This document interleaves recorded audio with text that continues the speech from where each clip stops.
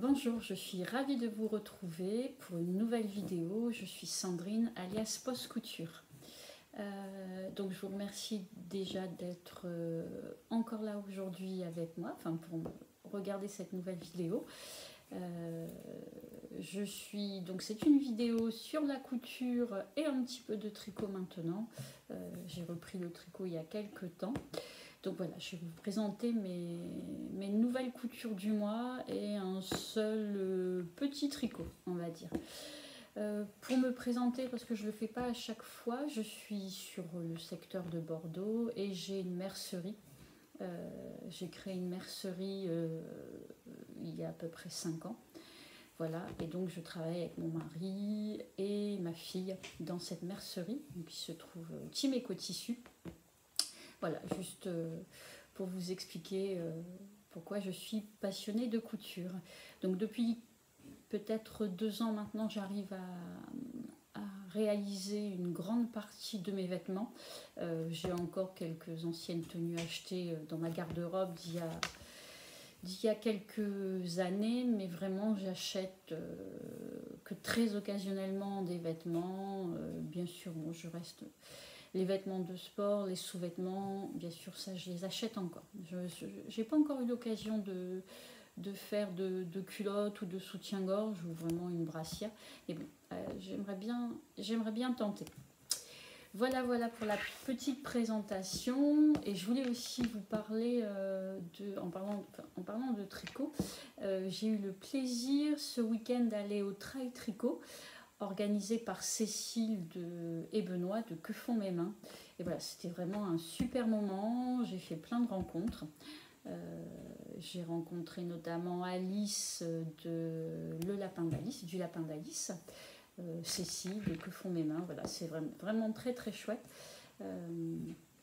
J'y suis allée bien accompagnée avec tout un groupe de Bordeaux et notamment la Madeleine qui est une teinturière main et qui m'y a emmenée. J'ai eu la chance d'avoir une place grâce à Kelly, donc, que je remercie, sur les aiguilles de Cali, qui fait donc un podcast. Elle n'a pas pu y aller et donc elle m'a proposé gentiment sa place. Donc un grand merci, c'était vraiment très chouette.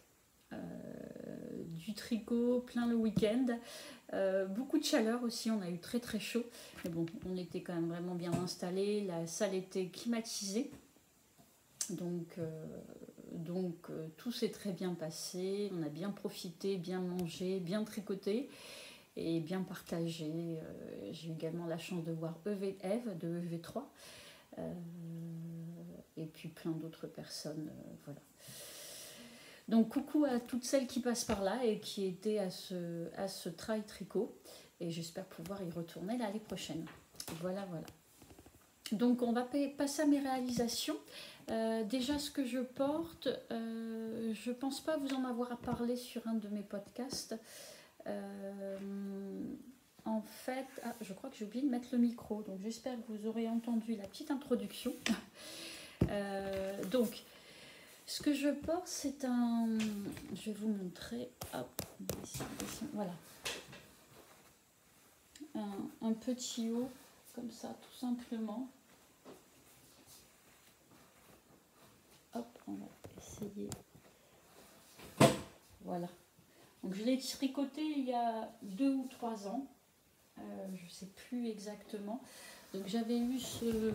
Je trouve ça très sympa. Donc c'est fait en popeline de coton. C'était un tissu de marque, mais je ne sais plus quelle marque, que j'ai eu oui, ça fait peut-être 4 ans que je l'ai cousu, parce que c'était au début de l'ouverture du magasin, donc comme le magasin a 5 ans. Et c'est un modèle de chez Burda Easy. Donc j'en profite pour vous le présenter rapidement, puisque je ne l'avais pas encore fait. C'est le Burda Easy un hors-série d'automne 2019. Donc ce hors-série automne 2019. Voilà. Et donc c'est un modèle qui se décline. Alors on a le petit haut, donc ça c'est ce que j'ai réalisé. Donc là je pense que c'est plutôt fait dans une viscose beaucoup plus fluide. On a également la possibilité de faire la robe avec des manches 3/4. Et puis il me semble qu'au dos, ouais, on a également, voilà, la possibilité de le réaliser en manches longues. Et il me semble que les manches sont élastiquées. Oui, c'est ça. Voilà.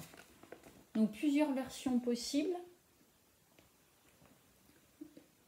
Je vous montre, là, je crois que vous voyez le dessin technique.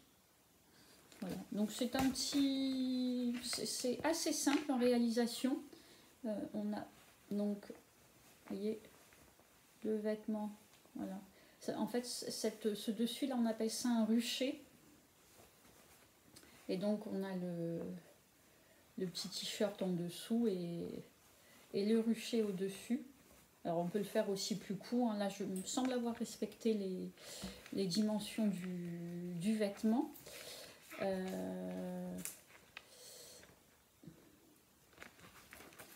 Voilà, donc j'avais réalisé, je sais pas, peut-être en taille 36, donc comme c'est un peu large, hein, taille 36.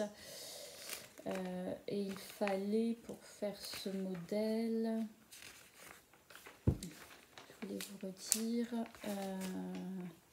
hop,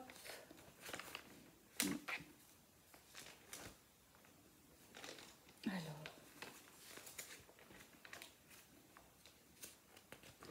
en plus il était vraiment bien expliqué, vous voyez, dans les Burda Easy. Alors je sais pas si c'est tout le temps, parce que j'en coupe pas très souvent, mais là on avait quand même toutes les photos, les explications étape par étape. Donc chez Burda c'est quand même rare, quand vous achetez un patron Burda, c'est pas toujours évident de comprendre. Là on est sur le Burda facile, donc beaucoup plus simple que d'habitude. Donc il est de la taille 34 à 44. Et en tissu, il vous faut entre 2 mètres et 3 mètres. Un peu plus de 3 mètres selon le modèle que vous réalisez. Alors là, il nous donne apparemment pour le modèle A, donc le t-shirt, il faut 1,90 m. Certainement une hauteur d'eau, une hauteur de vent et puis une hauteur pour le rucher. Bon, je ne pense pas avoir utilisé de 1,90 m. Souvent, les besoins en tissu sont souvent surévalués. Voilà. Et souvent, il nous faut 1,50 m et ils mettent 2 mètres. En fait, c'est surtout par rapport à la largeur du tissu. Ah bon, j'ai plus trop souvenir de la réalisation, mais peut-être ici un petit peu plus de difficulté pour que tout soit dans le bon sens, mais globalement avec les photos, les explications, ça reste quand même un modèle assez basique. On peut mettre 2 petits volants si on veut, on pourrait superposer, là je le vois sur la photo.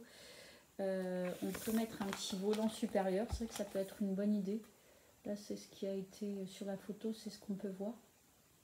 Bon, moi j'en ai mis un seul. Peut-être aussi en fonction du modèle, il y a peut-être... Ah oui, celui à longue manche, effectivement, là, il y a deux volants. Mais pour mettre 2 volants, je pense qu'il faut vraiment rester sur une viscose fluide. Sinon, ça va vous faire quelque chose qui va... voilà. C'est pas un haut que je mets très souvent. J'ai du mal à l'accompagner. Et là, en fait, j'ai mis un short noir, tout simplement. Mais je n'ai pas beaucoup de... Je ne sais pas trop avec quoi le porter. Donc, j'en ai profité pour le mettre aujourd'hui. Voilà pour ce petit haut que je porte, donc, mais qui est vraiment agréable. Alors, si vous voulez, vous pouvez un petit peu le tirer sur les épaules. Hein, ça peut être joli. Après, c'est vrai que ça a quand même tendance à remonter. Alors, donc, voilà pour ce que je porte. Alors, ce mois-ci, j'ai fait 2 réalisations. Dont une qui est un peu plus, qui est quand même assez technique, donc j'y ai passé un peu de temps. Donc j'ai fait une robe pour moi et une chemise pour mon mari. Donc je vais commencer par la robe et ben, comme souvent j'ai cousu de l'atelier Scamite que j'aime beaucoup et là notamment c'était la robe artisane. Je vais vous montrer la robe, voilà. Donc on peut décliner manches longues, manches courtes, robe ou en blouse. Donc on a un empiècement haut. On a une ouverture, on a un dos boutonné avec en fait une ouverture sur le dos. Donc pour relire la description d'atelier Scamite, blouse droite aux manches courtes ou 7/8e froncée sur un bracelet de poignet. Empiècement doublé avec découpe oblique sur le devant et joli décolleté de V au dos surmonté d'une fine patte de boutonnage. Quelques fronces peu volumineuses sous les empiècements dos et devant, déclinable en robe, élastiquée ou non. Avec toujours de jolies finitions en couture anglaise et l'empiècement en fourreau. Donc moi j'ai cousu la robe sur cette version, manche courte et élastiquée en fait. C'est pas que froncé, j'ai mis un tout petit élastique au niveau de la taille. Donc je vais vous montrer ma réalisation tout de suite et après on en parle un petit peu. Donc voilà.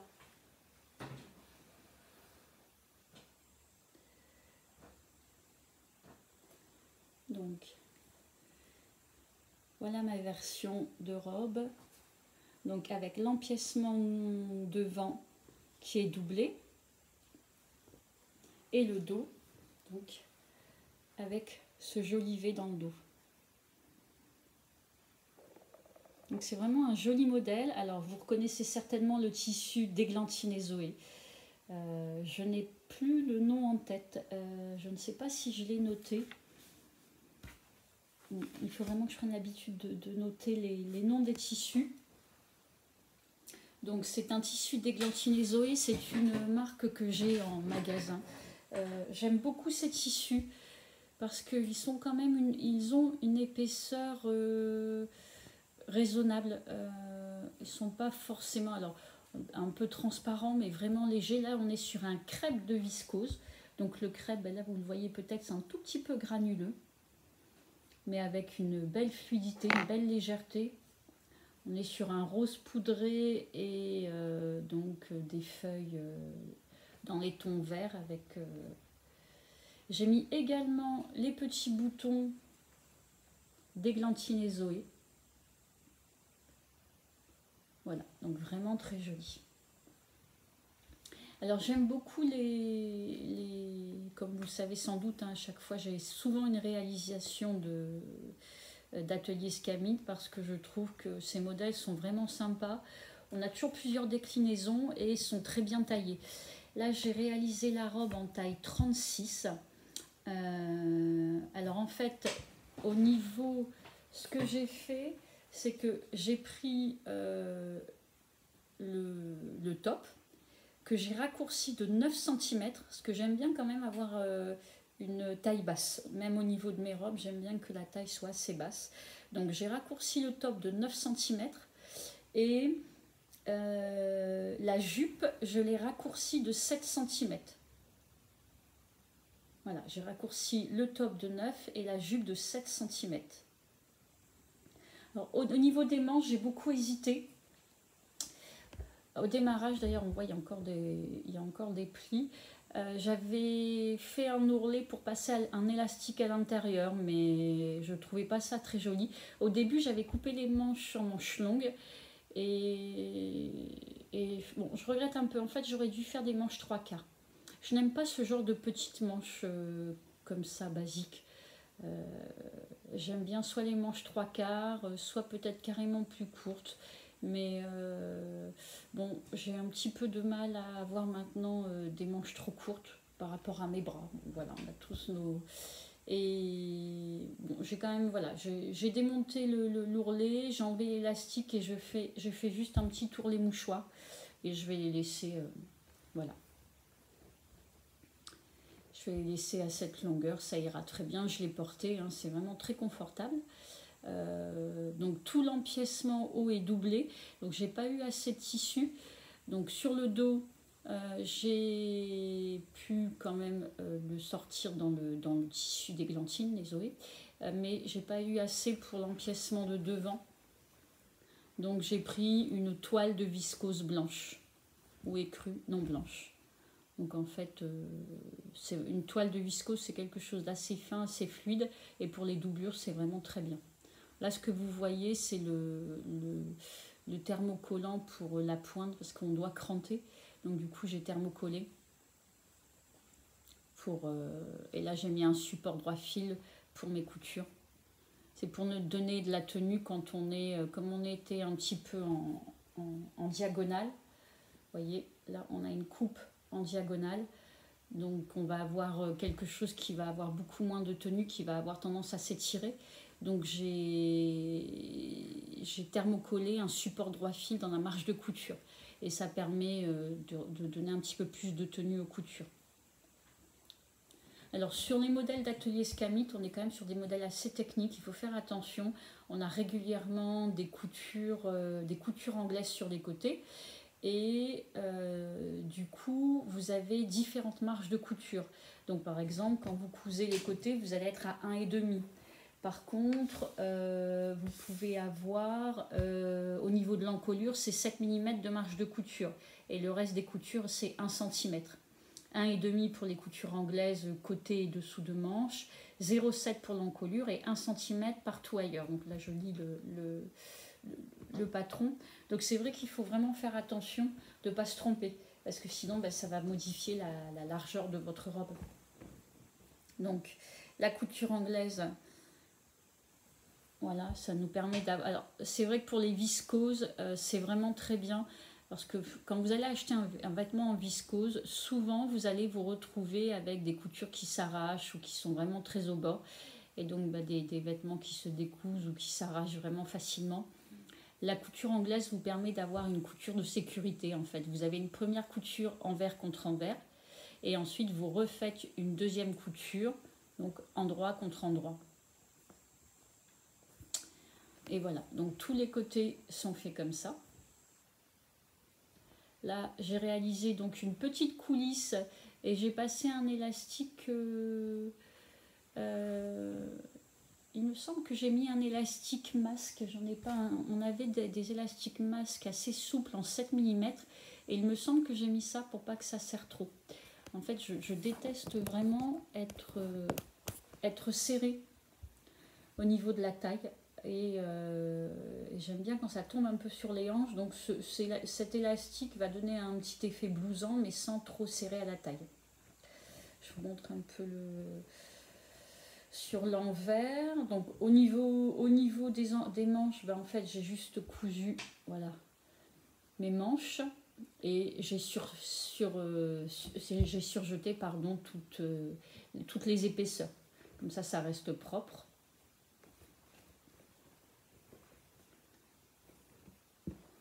Donc l'empiècement, voilà, on ne voit pas du tout les coutures, c'est pris en fourreau.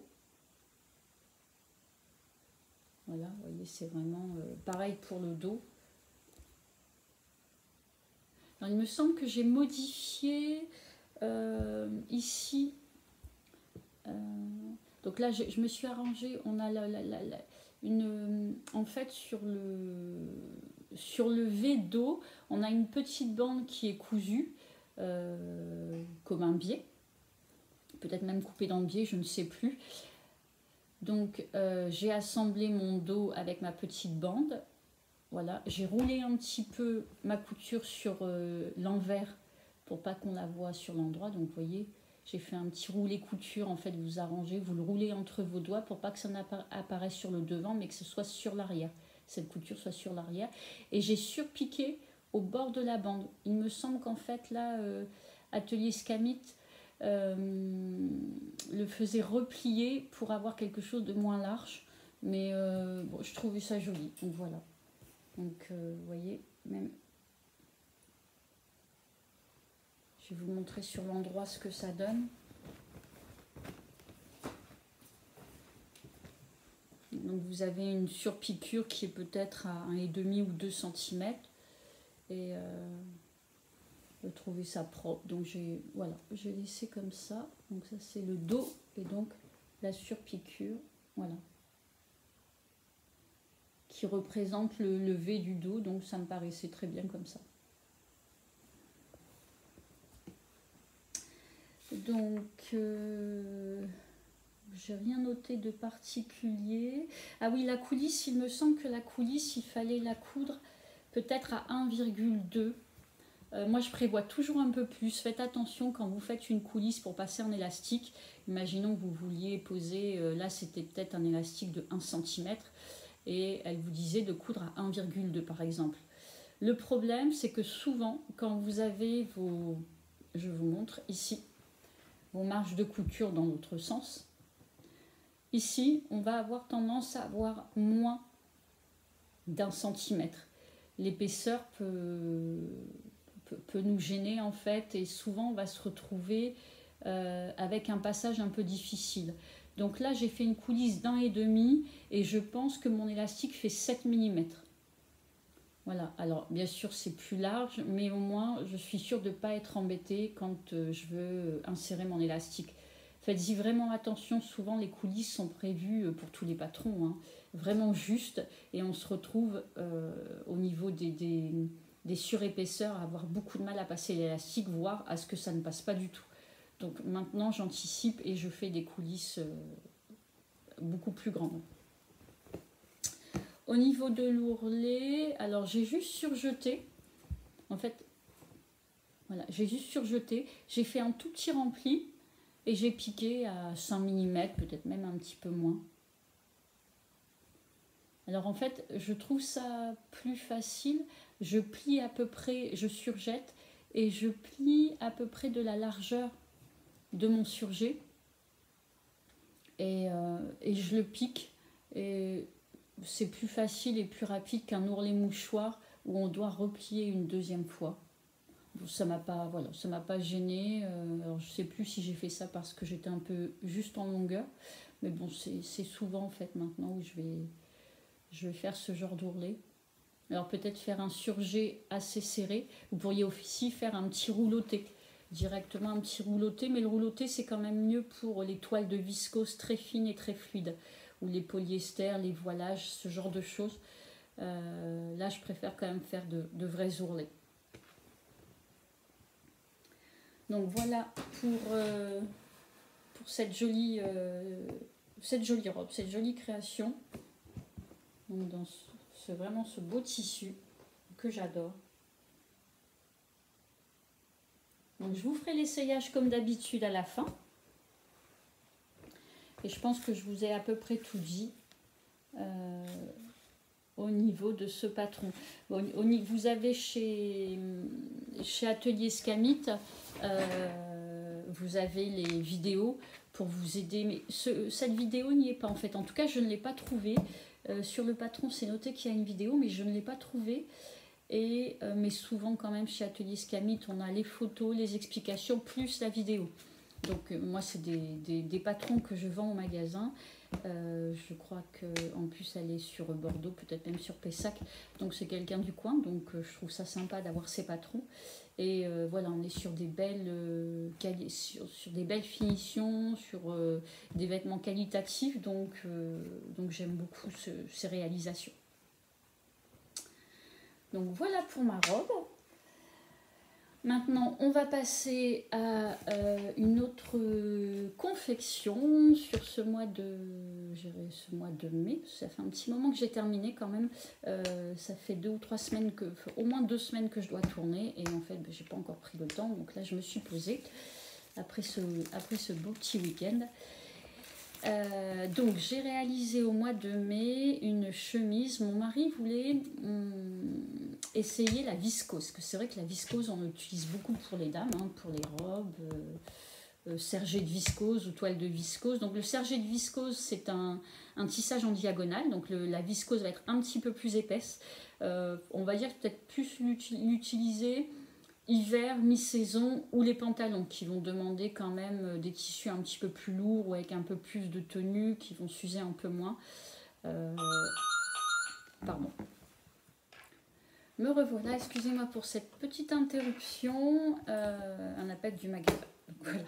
Alors, je reprends. Donc, je vous expliquais que mon mari souhaitait essayer la viscose en fait.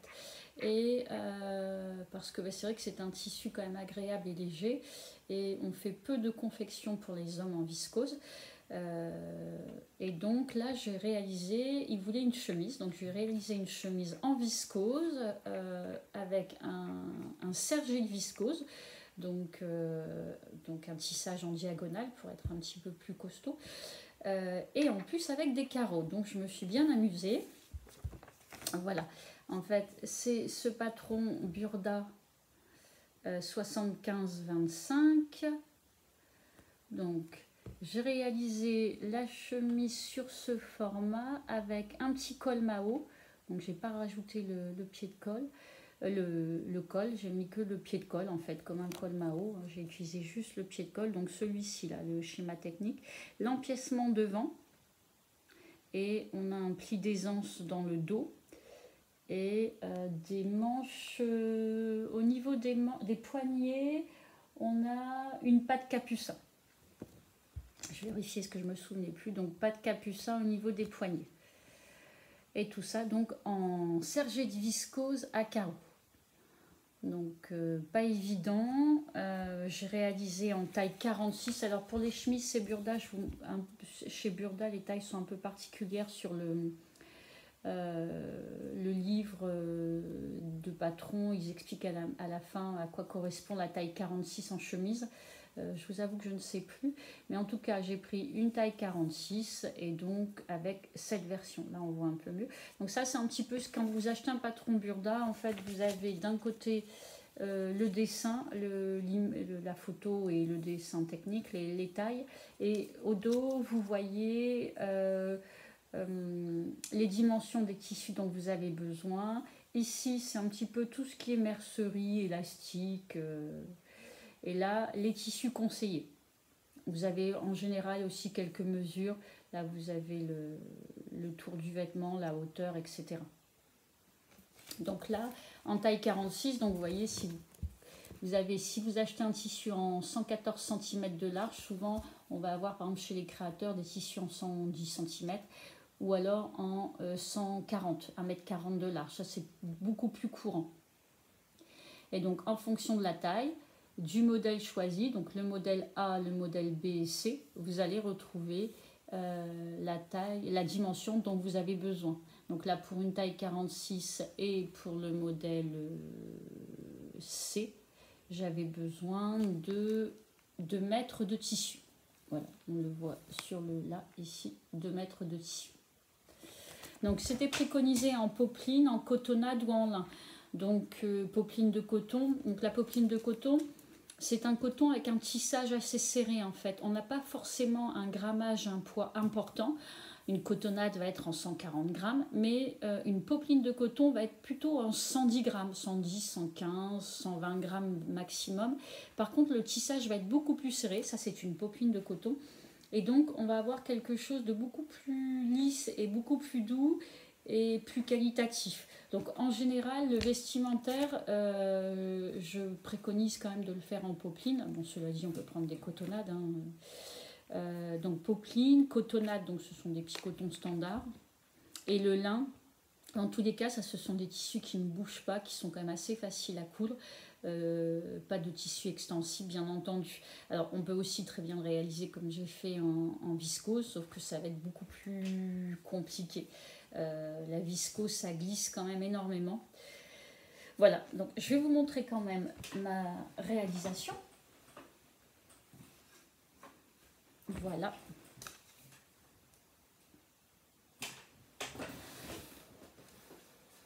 Hop là. Hop, attendez, je vais emmener un cintre. Voilà. Donc au niveau de la longueur, ce que j'ai fait par rapport à la taille, comme je ne savais pas trop, j'ai pris une de ces chemises et j'ai vérifié au niveau de la carrure, de la longueur, et j'ai choisi la taille en conséquence. Voilà. Donc Donc, vous voyez, au niveau de l'empiècement, j'ai mis l'empiècement, j'ai placé le tissu en diagonale, donc on va dire dans le biais. Là, on est dans le droit fil et vous voyez que sur l'empiècement, le droit fil est ici. C'était pour pas non plus prendre trop de risques de se retrouver décalé et aussi pour avoir quelque chose d'un peu plus sympa. Donc, j'ai placé les empiècements devant donc, en diagonale, donc le droit fil est comme ça et le reste, bien sûr, le droit fil là est ici. Donc au niveau des raccords, je crois que j'ai un côté qui tombe bien. Ouais, voilà. Alors peut-être pas au niveau des couleurs, mais en tout cas au niveau des lignes. Mais l'autre aussi en fait, mais pareil, peut-être pas au niveau des couleurs, mais les lignes, voilà. Les lignes tombent pas mal. Après les couleurs, bon, c'est pas très grave. Donc c'était quand même une... donc vous voyez, on a le petit col. En fait, on garde seulement le pied de col. On n'insère pas le col à l'intérieur. Ça fait comme un col Mao. Donc j'ai choisi des petits boutons marrons que j'avais en fait dans une petite boîte. C'est un peu de la récupération. Excusez-moi. Donc j'ai hésité pour les boutons, je trouvais rien dans la boutique, je trouvais rien qui me plaisait et je suis allée un petit peu dans la boîte à récup et j'ai trouvé que ces boutons marrons allaient bien en fait avec les lignes marron. Donc je sais pas si vous voyez ici les diagonales du tissage de la viscose. Donc on a des surpiqûres, donc les fentes capucin, c'est en fait les poignées de manche, les fentes capucin, c'est celle-ci. On peut soit faire une fente indéchirable avec un biais, au niveau des poignets, hein, je parle au niveau de poignets un peu technique, ou soit la fente capucin. Donc là, c'était la fente capucin que j'ai réalisée. Bon, j'ai de la chance, là, j'ai réussi aussi à ce que ça tombe pas trop mal. Alors je pense par contre que ma couture, je ne suis pas allée tout à fait assez haut. Non, et encore celle-ci, ça va. Donc vous voyez, vous avez... Voilà, de ce côté.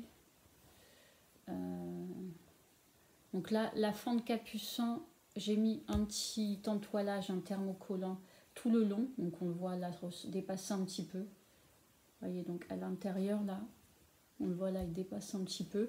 Alors, cet entoilage, il existe un entoilage spécial.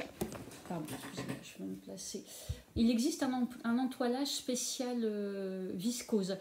C'est le 700... je l'ai mangé. Je ne l'ai pas noté. C'est vraiment un entoilage très fin et très fluide. Il va vous servir pour tout ce qui est tissu. Je crois que je n'ai pas remis. Alors, je n'avais pas remis mon micro. Je vérifierai au niveau du son si ça va aller quand même. Bon, bah sinon, on recommencera. Je ne sais pas. Donc, comme je vous disais, au niveau de l'entoilage, j'utilise un entoilage de chez Viseline. Donc, Viseline, c'est une marque d'entoilage. On veut dire que c'est quand même la marque de référence de thermocollant. Entoilage, thermocollant, c'est la même chose. Et donc, chez eux, il existe un entoilage. Je vous le mettrai en description, à moins que j'arrive ici à vous le noter, mais je ne sais pas trop comment faire. Sinon, je vous le mettrai en description. Un entoilage qui est quand même très fin et très fluide, donc il existe en blanc, en beige et peut-être également en noir, et donc qui est très bien pour la viscose, pardon, ou vraiment pour les tissus très fluides, éventuellement aussi pour le jersey. En jersey on utilise alors peu d'entoilage, mais parfois on peut en avoir besoin, et c'est le H609 je crois. Quand vous n'en avez pas, vous prenez cet entoilage pour la viscose et vous le prenez dans le biais de l'entoilage, vous aurez quelque chose d'élastique. Si vraiment, je vais essayer de regarder si j'ai pas un petit morceau qui traîne dans ma petite boîte magique. Hop, je me sauve 2 minutes, je reviens tout de suite. Ouais, voilà, c'est ça. Pardon. juste pour que vous puissiez voir. Donc voilà, vous voyez. Donc c'est vraiment très très fin. Alors le côté là est beaucoup plus granuleux, c'est là où on a la colle. Donc c'est vraiment voilà très fin. Et donc ça c'est vraiment très bien pour la viscose. Vous pouvez aussi l'utiliser pour le voile de coton. Voilà, c'est vraiment parfait.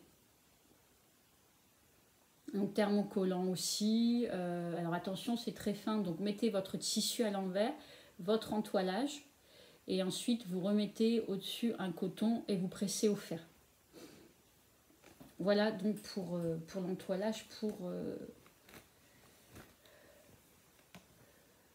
pour cette chemise. Alors on va le mettre sur le dos, comme ça je vais vous montrer au niveau de, je crois que ça s'appelle un plastron, au niveau du plastron, sur la forme, la découpe devant. Hop.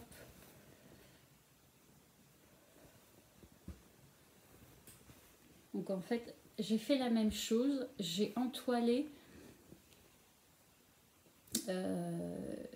donc au niveau de la marge de couture de ma chemise, j'ai plaqué le plastron. Excusez-moi, j'essaie de vous le mettre pour que vous voyez bien. Je vais peut-être mettre un petit bouton. Parce que sinon...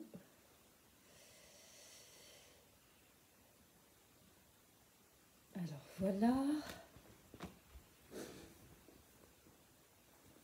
Voilà. Donc en fait, le plastron est doublé et il est plaqué sur le devant. Donc le plastron est doublé, plaqué sur le devant et donc il est cousu en surpiqûre. Voilà, j'ai 2 surpiqûres. Il est juste vraiment, il est vraiment doublé, plaqué, cousu. Et quand je l'ai cousu, j'ai entoilé le côté chemise. Alors pas le côté plastron, mais vraiment le côté chemise.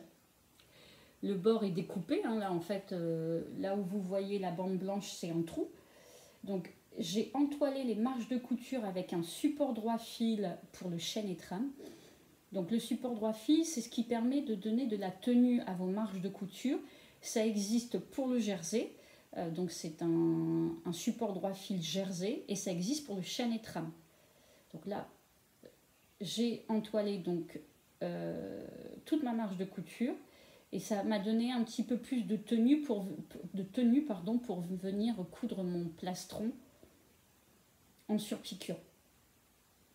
Voilà. Donc c'est vrai que là, dans le cas de cette chemise, la préparation, la coupe est vraiment très importante. Alors, on a aussi des coutures, j'ai fait des coutures anglaises. Je ne crois pas que c'était prévu, mais comme on est sur une viscose, je me suis dit que ça tiendrait quand même mieux. Donc j'ai des petits fils à couper là qui dépassent. On est donc sur les manches, toute la longueur des manches, les côtés. On est en couture anglaise. Donc le plastron est plaqué. J'ai fait également des coutures anglaises au niveau des épaules. Ah non, des coutures... pardon, je me trompe. Là, j'ai fait des coutures rabattues, il me semble. Voilà, que j'ai surpiqué. J'ai fait des surpiqûres un petit peu partout. Au niveau de l'emmanchure, au niveau de l'épaule. On a des doubles piqûres. Non, c'est quand même de la couture anglaise que j'ai plaqué et surpiqué. Bon, sur le dos, c'est pas forcément très joli. L'essentiel, c'est que ce soit beau sur le devant. Mon col, mon pied de col, je l'ai rabattu et cousu à la main. Oui, je l'ai cousu à la main. Je préfère, avant, je faisais une surpiqûre, mais je trouve qu'ici, on ne tombe pas forcément bien au bord et régulièrement. Donc souvent, je termine à la main. Je trouve ça beaucoup plus propre. Donc ça a quand même été un travail assez fastidieux. Et ce que je voulais vous dire, oui, c'est que je n'ai pas fait comme d'habitude. Je n'ai pas mis mon tissu endroit contre endroit pour couper, par exemple, le dos dans la pliure. Le dos là, et même le devant, hein, on doit le couper, plier son tissu endroit contre endroit, on a un demi-patron du dos et on le coupe dans la pliure. Moi, j'ai posé ma viscose à plat, de façon à ce que mes lignes soient bien droites. J'ai posé mon patron d'un côté, j'ai tracé en ajoutant les marges de couture, puisque Burda, il faut rajouter les marges de couture. Et ensuite, j'ai inversé mon patron juste à côté, en symétrie, en retournant comme ça, pour tracer de l'autre côté. Et pour être sûr, en fait, que mes lignes soient bien verticales et horizontales. Parce que le risque, souvent, c'est que la viscose en dessous bouge et que vous ayez des lignes comme ça. Donc c'est vrai que sur une chemise, ça aurait pu, quand on est sur des petits motifs ou des unis, bon, si ça s'est un petit peu bougé, ça ne se voit pas. Sur des lignes, ça peut quand même être vraiment embêtant. Donc j'ai fait le dos et le devant comme ça. Et je pense que les manches, je les ai coupées une seule à la fois. Je n'ai pas coupé les manches en double. Voilà, pour vraiment bien placer mon tissu et être certaine d'être bien dans le droit fil. Voilà. Donc là, on a le pli d'aisance dans le dos. En fait, le pli d'aisance, c'est pas très compliqué. Vous allez avoir un dos plus large de 4 cm et vous venez plier. En fait, vous venez plier cette valeur en trop, endroit contre endroit et la coudre jusqu'à un certain niveau, sur peut-être 8 cm à peu près. Et ça vous donne de l'aisance pour la carrure dos et qui est vraiment nécessaire. Là, je l'ai vu. Il me semble même qu'il fallait que je la découse un tout petit peu. Souvent pour les hommes, mon homme a le dos qui s'est un peu élargi. Avec l'âge, on a tendance à s'élargir un peu. Et au niveau de la carrure, il faut vraiment que j'y fasse attention. Donc vous voyez, le fait de découper vraiment pièce par pièce, en symétrie, sans avoir plié mon tissu, j'ai vraiment quelque chose, voilà. Les lignes sont vraiment bien placées. Donc il l'a pas encore porté parce que du coup ça reste quand même une couture un peu chaude. Il faut porter ça par temps aller en manche longue, donc en septembre, octobre ça ira très bien. Il l'a essayé, elle lui va très bien, donc vous le verrez à la fin bien sûr, mais il l'a pas encore porté. Elle est bien, elle n'est pas trop longue, il peut le mettre au-dessus du pantalon. Bon voilà, c'était vraiment une couture intéressante en fait, où j'ai revu pas mal de trucs. Voilà ce que je peux vous dire. En termes d'explication, c'est vrai que chez les patrons de Burda standard, en pochette, en fait, je vais vous montrer pour celles qui ne connaissent pas. Parce qu'au magasin, je vends les patrons, donc McCall, Burda et Atelier Scamit. Burda, il faut quand même soit prendre, quand on est débutant ou semi-débutant, prendre des easy, parce qu'en fait, le souci de Burda, c'est qu'on a quand même peu, vous voyez là, juste pour vous rendre compte, on a peu d'images, de photos, de schémas. Donc là, et encore que là, j'ai trouvé que c'était pas trop mal, voilà.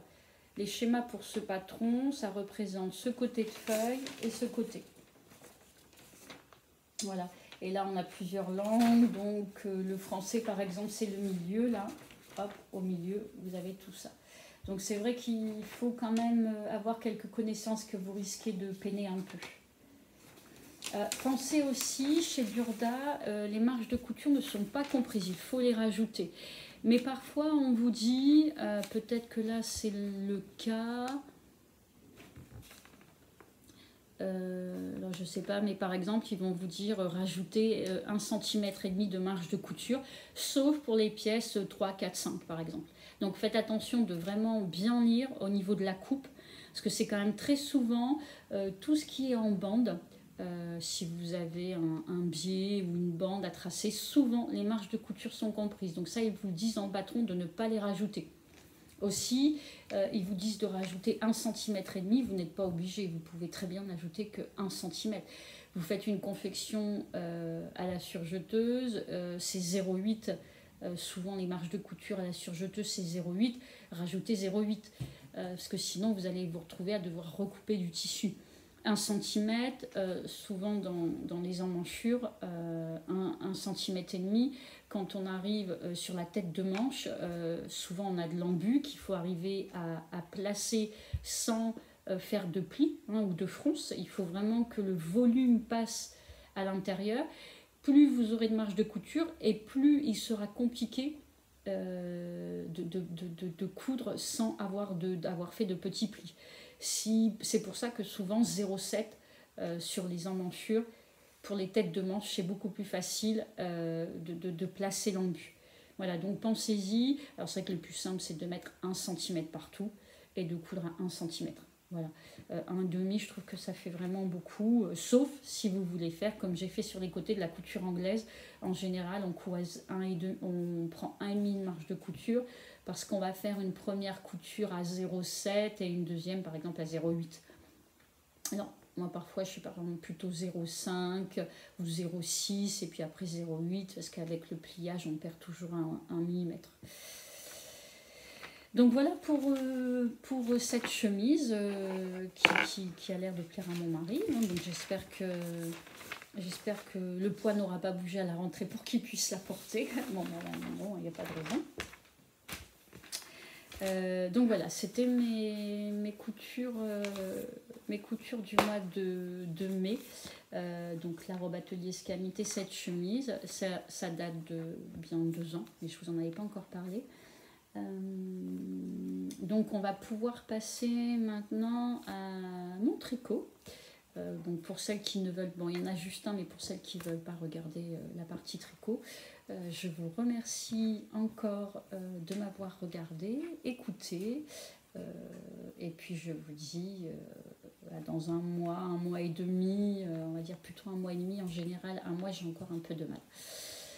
Voilà.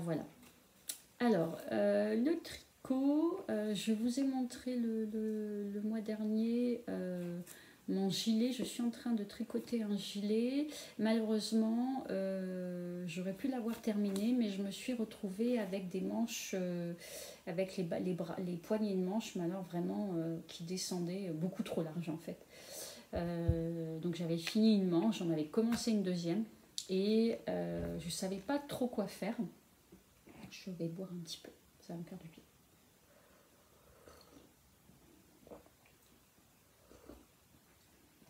Excusez-moi. Parler, ça donne soif. Donc je me suis dit que c'était pas possible de le porter comme ça. Donc j'ai démonté une manche et demie. Bon, ça va, il fallait le faire, donc je l'ai fait. Donc j'ai démonté cette manche et demie. J'avais une diminution sous les manches, peut-être une diminution, enfin 2 diminutions de chaque côté, tous les 12 rangs. Et j'ai fait un calcul de ce qu'il m'aurait fallu en largeur par rapport à ce que j'avais. Et là, je suis passée à une diminution tous les 7 rangs. Donc du coup, j'ai pris du retard sur ce tricot. J'avais vraiment envie de l'avoir terminé. J'aurais pu l'avoir fini fin mai, début juin. Mais voilà, j'ai perdu du temps à démonter. Je l'ai emmené ce week-end au Trail Tricot. Donc j'ai une première manche de terminer. Je suis en cours de finir la deuxième manche. Donc la première c'est tout bon, d'avoir fait plus de diminution c'est parfait avec ces petits calculs, voilà. Donc ceci explique que je n'ai pas fini mon gilet, le champagne cardigan de Petite Knit. Mais je tricote toujours 2 projets en même temps, donc j'avais une paire de chaussettes en cours depuis un petit moment quand même que j'ai terminé, et je vais vous montrer. Voilà, donc je tricote pas, j'ai repris le tricot il y a peut-être 2 ans et ça fait une petite année que vraiment je tricote quasiment un petit peu tous les jours en tricot circulaire. Et je me suis également mise au tricot chaussette comme beaucoup d'entre nous. Et j'avais envie d'essayer le jacquard parce que je n'ai pas encore eu l'occasion de faire un tricot en jacquard. Et je me suis dit que une petite paire de chaussettes ce serait pas mal. Donc ce que j'ai fait, ce motif, je voulais pas quelque chose de trop compliqué, donc je vais vous montrer. Étant donné que j'ai le livre Tricoter ses chaussettes dont je vous ai déjà parlé, donc j'ai pris un de ces modèles, donc les jacquards, les jeudis jacquards. Voilà, les jeudis jacquard. Et je n'ai pris que le motif, en fait, là, ici, qui est en moutarde, que j'ai répété plusieurs fois, parce que je voulais pas non plus que ce soit trop compliqué. Donc, j'ai pris ce motif dans le livre, hein, avec comment on appelle le diagramme, voilà, le petit diagramme. Donc, j'ai pris que le motif qui m'intéressait, et j'ai fait un petit peu à ma sauce. Donc, j'ai commencé par le haut, par le haut de la chaussette, hein, par la jambe. J'ai noté ma petite recette, je reprends mes notes. J'ai monté 64 mailles, j'en suis à ma 2e ou 3e paire de chaussettes, donc que je n'ai pas encore portée en fait, ce sera certainement pour l'hiver prochain, donc pour la taille c'est encore un peu compliqué. Donc là j'ai monté 64 mailles en 2,25 pour que ce soit quand même assez serré, parce que j'ai un pied, je fais du 39 mais mon pied est assez fin. Alors du coup, 64 ce serait peut-être un peu grand, je sais pas trop, il faudra que je vois. J'ai monté 12 rangs de côte torse, donc enfin, je sais pas si on appelle demi-torse en fait, je sais pas trop. Il n'y a que la maille endroit que je prends par le brin arrière. Alors je sais pas si c'est ce qu'on appelle torse ou est-ce qu'il faut aussi faire la même chose pour la maille envers, mais sauf que je n'y arrive pas. Du coup, c'est peut-être des demi-torses, je sais pas trop. J'ai monté 12 rangs. Et j'ai fait 5 rangs unis et un motif, 5 rangs unis, un motif, voilà. Ensuite, dans le livre, j'ai récupéré la technique pour faire un talon à gousset sur 2 rangs. Donc, c'est pas le talon renforcé, c'est le talon à gousset standard, je pense. Donc, il est indiqué vraiment comment faire dans le livre. Donc, j'ai suivi. Et j'ai fait ensuite j'ai fait des réductions pour arriver à 56 mailles sur tout le pied. Je pense que ça ira mieux. Parce que 64, j'avais peur que ce soit un peu large. Et j'ai fini par, pareil, en prenant sur le livre, voilà, mes réductions de chaque côté du pied. Et terminé par un grafting. Donc le grafting, c'est avec l'aiguille et c'est comme un remaillage en fait. Ça nous permet de...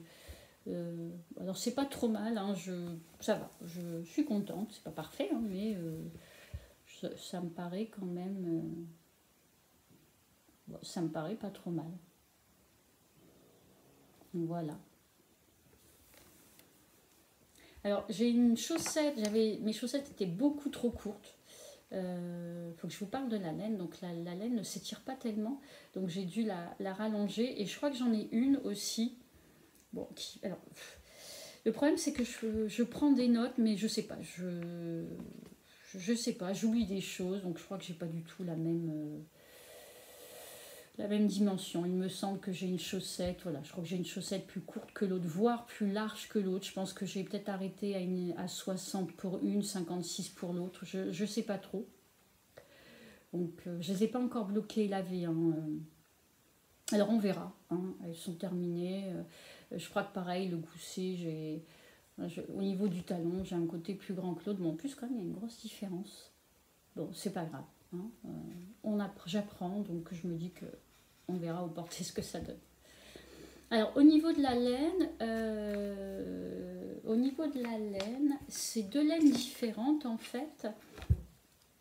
Donc j'ai la Yavol de Langyarn, c'est la violet, la foncée, la principale, donc la Yavol de Langyarn. Donc c'est une laine à chaussettes, hein, 75 laine et 25% nylon, ou polyamide, puisqu'on sait qu'il faut du polyamide pour que la chaussette soit résistante.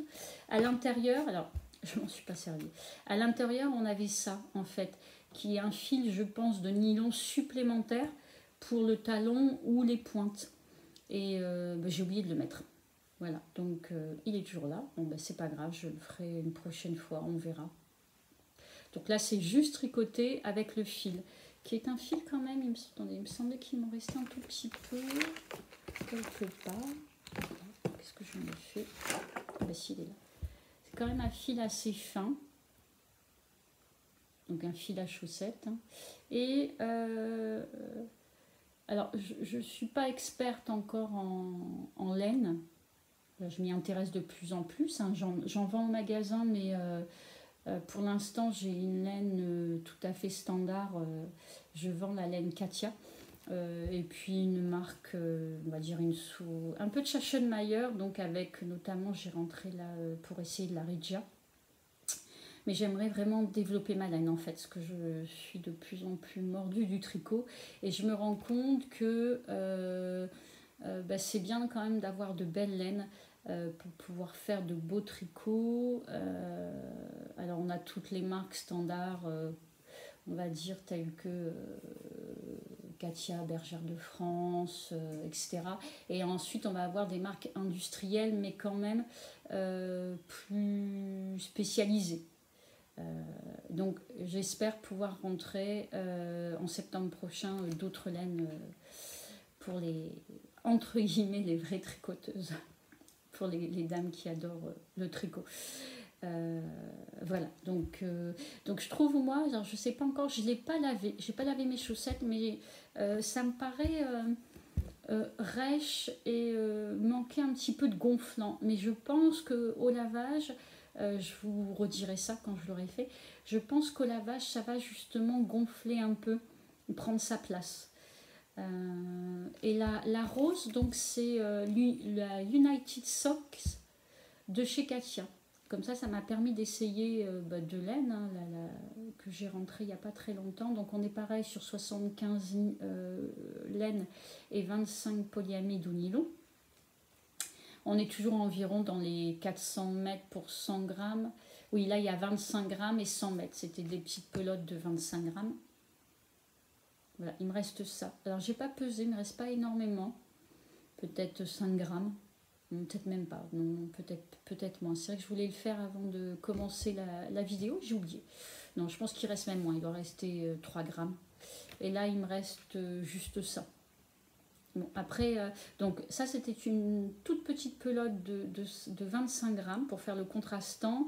Et la Javol, ou Yavol, je ne sais pas comment on prononce, c'était une pelote de 50 grammes, de 110 mètres. Donc, elle est un tout petit peu plus fine que la Katia, puisque là on a 210 mètres pour 50 grammes, et la Katia on avait 25 grammes, 100 mètres. Pareil pour la Katia, elle est pas forcément très douce, mais je pense qu'elle va s'adoucir au lavage. Donc ça je vous dirai. Voilà, donc j'ai fait quand même une tige assez haute. Donc j'ai utilisé, on va dire, environ 50 grammes et 20 grammes, alors peut-être 17 grammes. Et là, il doit me rester aussi quelques grammes. Mais bon, grosso modo, voilà. En taille en 64 mailles ou 60, puisque là j'en ai 64 et là j'en ai certainement plutôt 56. Donc on va dire sur 60 mailles. Donc le jacquard c'est vraiment intéressant parce qu'en fait on a vraiment envie de voir le motif se faire et progresser, et donc ça nous encourage à tricoter encore un rang puis encore un rang. J'avais entendu dans des podcasts, mais c'est vrai que ça se confirme.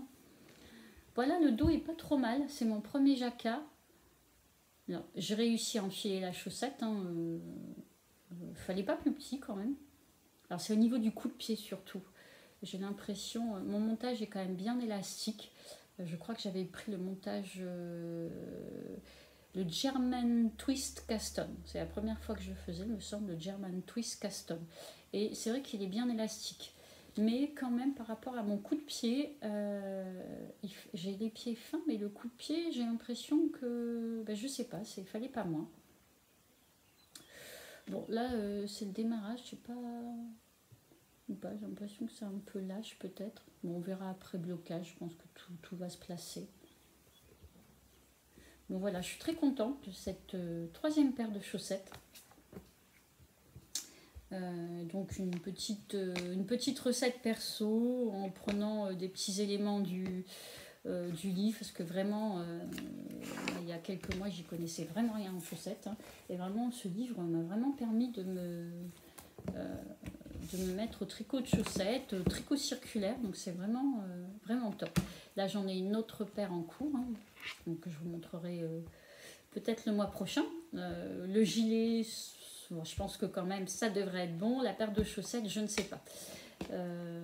Je ne sais pas, on verra ce que les semaines à venir nous réservent. Donc voilà, on arrive à la fin de cette vidéo. Je suis ravie d'avoir passé ce petit moment avec vous. J'espère que ça vous a plu. Alors, c'est vrai que pour l'instant, je ne fais pas du tout de montage. J'ai vraiment pas le temps. Quand j'ai du temps, j'aime coudre et tricoter. Donc le week-end, je couds beaucoup. Tous les jours, je tricote. Après, je me consacre vraiment à ma boutique. Il y a quand même pas mal de boulot.